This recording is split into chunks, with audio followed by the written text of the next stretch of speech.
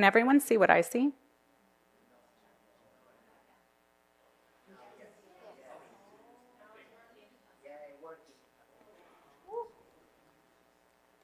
Here we go.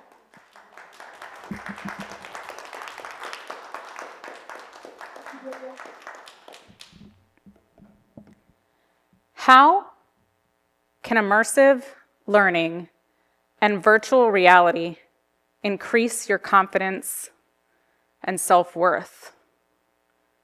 What does emerging technology have anything to do with empowerment? Somewhere along the way, we learned from society, from our environment, from ourselves, to question our confidence. What happened to that sureness in our core, our Hakuna Matata? Reuters had a poll released this year that indicated 71% of United States adults are fearful that emerging technology will replace their jobs permanently. Permanently. Now let's think about that.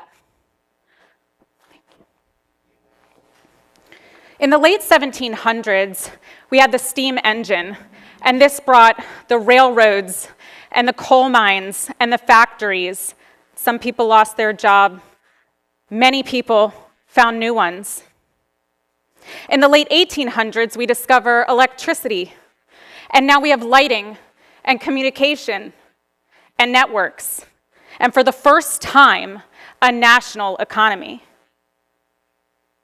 And then in the late 1900s, we discover the personal computer, and all of a sudden, organizations are adapting our jobs in order to create enterprise systems and optimize those workflows.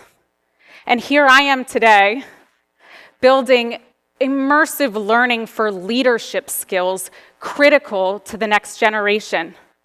This includes communication skills, having difficult conversations. It includes personal leadership, such as living more intentionally and igniting action and passion. We're even developing onboarding training for new hires, so that way new hires know what to expect before they even step foot in the office. Now, leadership skills aren't the only use case for virtual reality. Jaden Daniels, the quarterback of the Washington Commanders, has decided that virtual reality is his go-to form of training when he's off the field. So every day, after he's practicing on the field, he's in VR doing plays at 1.75 times that of a natural play. The results that he has shown on-field performance metrics of increased accuracy under pressure at 12%, decreased decision-making time by 15%, and fewer late-game performance errors. It's proven so successful that every single quarterback now on the Commanders uses VR, and there are reports that the league is expanding adoption from the Lions to the Seahawks to the Cowboys. Skills and sports industry aren't the only use cases for virtual reality. We are also seeing in the medical field that surgeons and physicians and physical therapists are practicing in simulated environments before even seeing a patient live. This emerging technology has increased learner engagement, athlete performance, and medical accuracy. I've spent the last decade with Fortune 500 tech leaders as a management consultant traveling and addressing workforce challenges. They came to me for people problems. So I got my foot in the door because I was curious about technology and interested in what it could do. But then the conversations seemed to take a turn. Almost every time we had to address fear. Fear of the unknown. Fear of the market changing. Fear that the teams weren't well equipped or skilled enough to handle what was coming. So I worked with these leaders on sometimes their own fear. And in 20 years of being in the field and a master's degree in organization development, I have come to learn that fear and complacency are the biggest barriers to empowerment. Let me give you a quick example of fear and overcoming it, and it'll be non-technical for a moment, and a personal leadership example.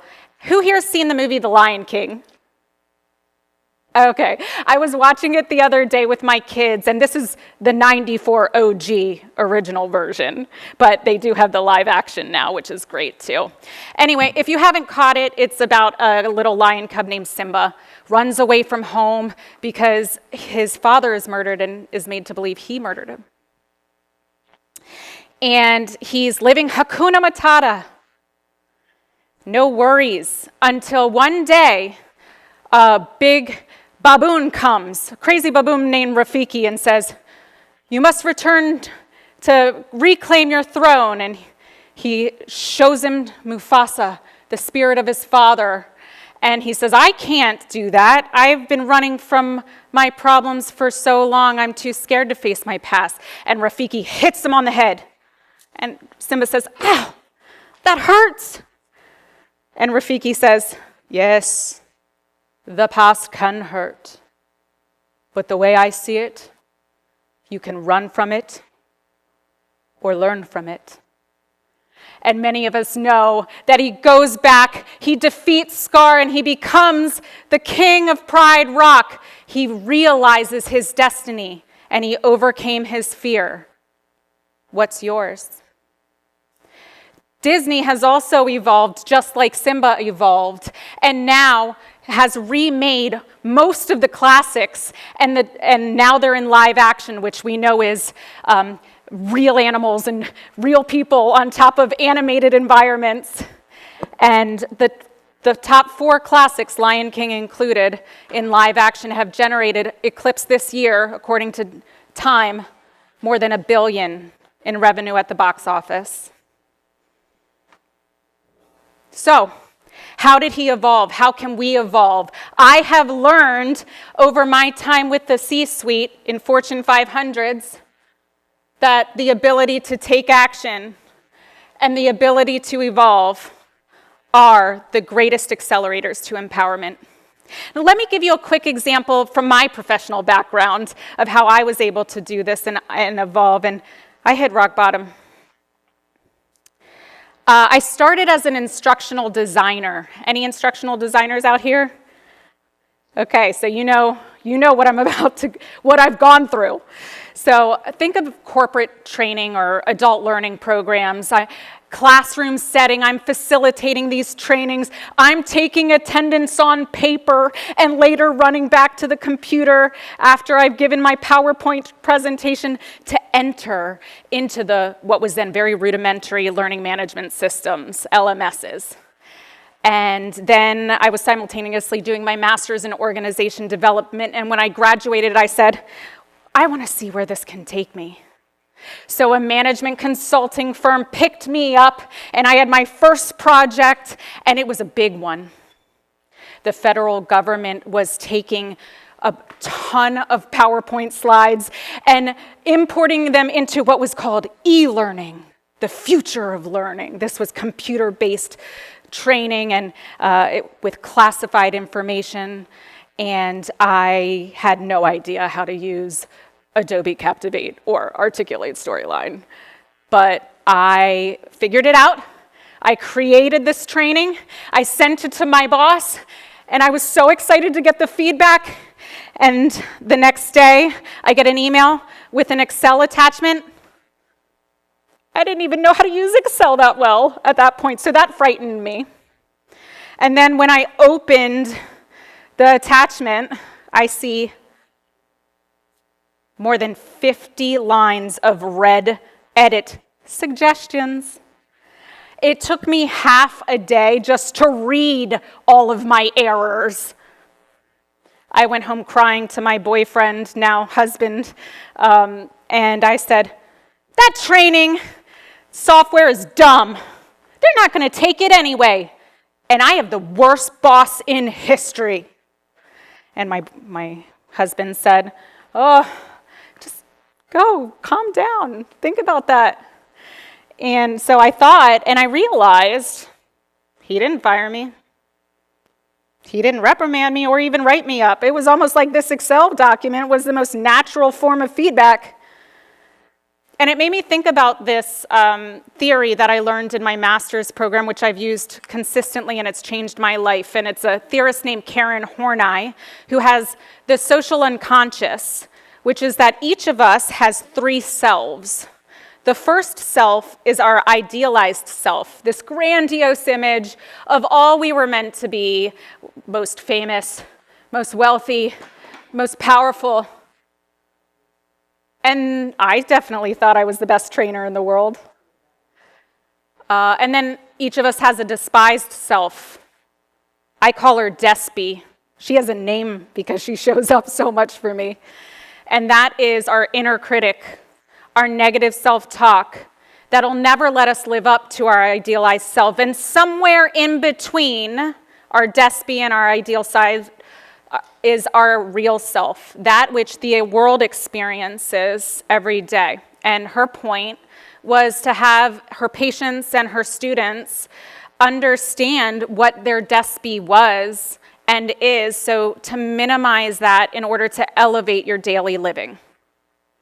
And so I did not call out sick the next day. I went back to work and I thanked my boss for his valuable feedback. And I worked hard. I created that training.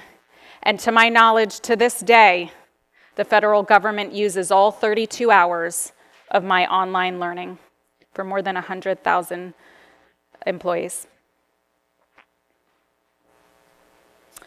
Now, I have added to my toolbox virtual reality because I believe it's the future of learning and I want to help build critical leadership skills.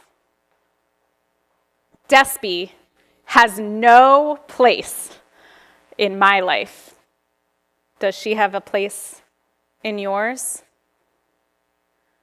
Emerging technology can help us reduce our fear. It taught me I wasn't perfect. It taught me it could change and therefore I could change.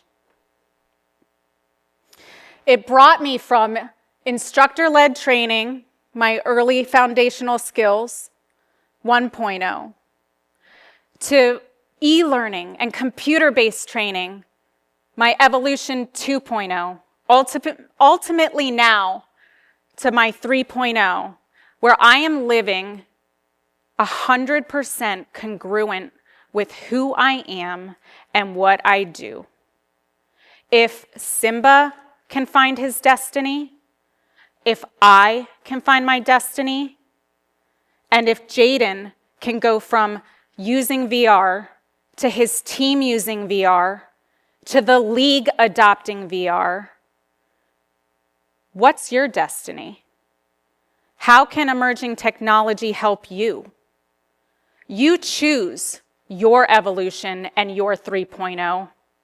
Yes, the past can hurt.